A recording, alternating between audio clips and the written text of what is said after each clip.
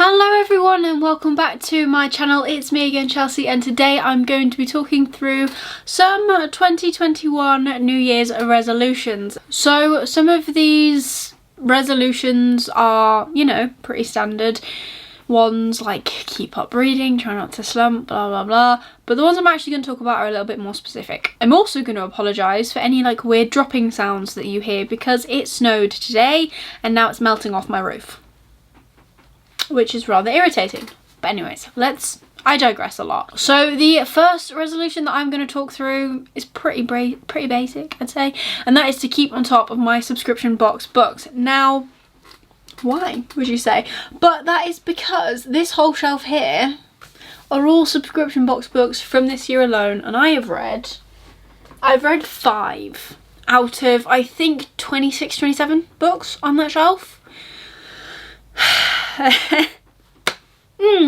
And my plan as well, it ties into this resolution, but it's not really a resolution, is that at the end of the year I would love to do a roundup of the subscription box books that I've got, which ones I loved, which ones I didn't, kind of do another tally kind of thing, like Fairy Lou I loved 6 out of 12, and Illumicrate I loved 12 out of 12, very unlikely, but just go with it. And then like kind of do like book box battles winners or something. I don't know, they won't win anything, but I unbox the boxes every month on my channel, so I might as well round them up in some way. So yes, my first resolution is to keep on top of the subscription box books that I get and actually read them.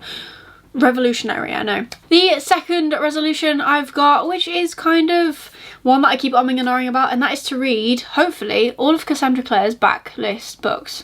And I know that a lot of people say that, like, starting from the beginning, the first series, The Mortal Instruments, is not that great. However, I read some of her books as a kid. I think I read like the first 2-3 books maybe, and I want to go back and I want to read all of them because I hear so many good things about her new books. I just need to kind of get through the old stuff to get to the new books of which she has written, and that is literally it. That is what I want to do. I want to read all of her books. I have a load of them on my shelf behind me. I don't actually think you can see because they're like down here.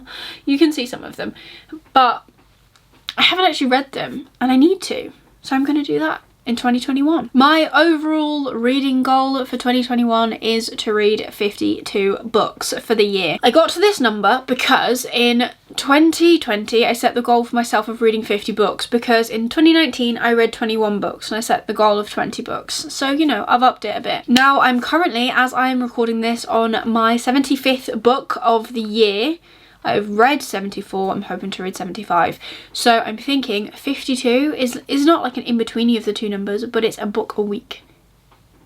Some weeks I don't really finish an awful lot, but some weeks I finish like 3, 4, 5 books, depending on, you know, how chaotic my reading has gotten as to whether I've started 5 books in the first week and then in the second week I finish them all, which occasionally is what happens. But yeah, so my fourth, we're gonna just do 5. We're gonna make this nice and simple. We're gonna do 5 reading resolution things. So my fourth one is to actually whittle down my physical TBR. So my physical TBR is currently sitting at about 166 books. I think these books are included. I filmed a haul for my video before this. I'll link it up here if you haven't seen it. I'm pretty sure those books were included in that haul. So I have 166. I would love to get that number down to, like, you know, 120 kind of thing. I don't expect to go below 100 books because, you know, I might read 60 books in 2021, but I can guarantee they won't all be, you know, my books. Some of them might be library books, or some of them might be on Audible or my Kindle. I'd love to get to 120, so to knock 40 books off my physical TBR would be amazing. Let's see if we can do it. And my fifth and final resolution is to finish 5 series. So I haven't picked what series I want to finish, but I have at least 10 series on my shelves, whether I have all of the books and I've gone on one of those, you know, lovely book buying sprees, which we all do, where you end up buying every single book in the series. Oh hey, I do it myself. So I have series that are like that. I have the Throne of Glass series, for example, which I don't have all of the books, but I want to complete them. There is a tog along, I think, happening this year, hosted by Steph Loves. I will link I believe there's a Twitter, but I will link her announcement video down below, which gives you all of the information. I'm looking to to take part in that, because as much as like I really suck sometimes at, you know, taking part in buddy reads, that one might actually encourage me to read the whole series. There are quite a few books. I own 3 of them, which means I'd need to buy the rest, which doesn't like bode well for like a book buying ban, but there you have it. And I have, you know, other series that I'm like 1 or 2 books in that I could really easily finish next year. So I'd like to finish 5 series. So my 5th resolution is to finish 5 series. I think that makes sense. And then it's like just not a lot of pressure, but it's a bit like, come on Chelsea, like you need to read these books. But yeah, so those are all of my 2021 resolutions. There's 5 of them. There's not a lot, but I don't want to set like 10, 20, 30 because I'll never stick to them. 5 short and sweet ones work. You may have also noticed that in this resolution video I have not mentioned anything about a book buying ban, because I'm not putting myself on one. Now this year I know I have bought a lot of books, like a lot more than I ever usually do, and that's okay.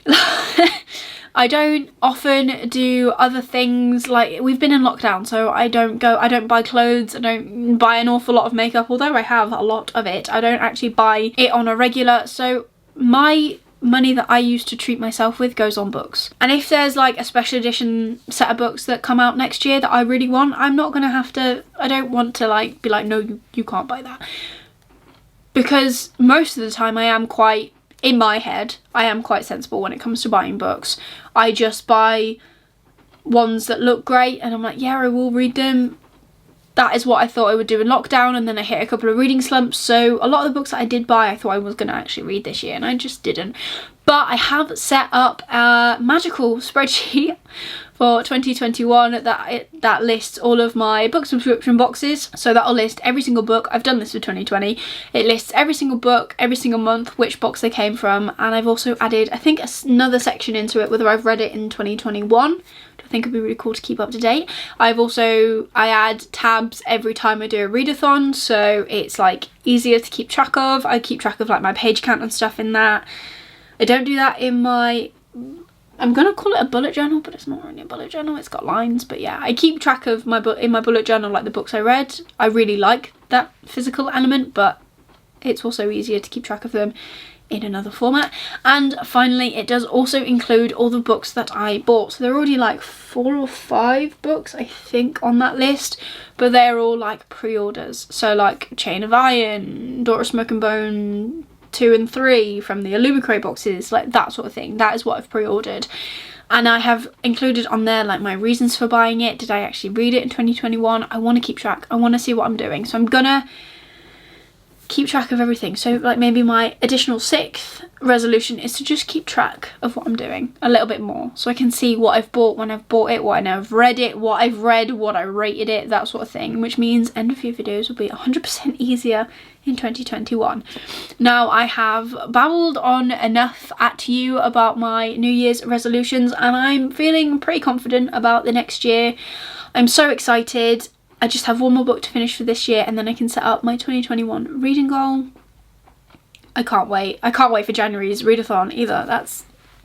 I'm so excited. But that is everything for today's video. If you did enjoy it, please give it a thumbs up. It really supports me and my channel. Leave me a comment down below. Are you keeping track of anything for 2021? Have you got any New Year's resolutions? Doesn't have to be book related, but I just find that like life resolutions don't work for me.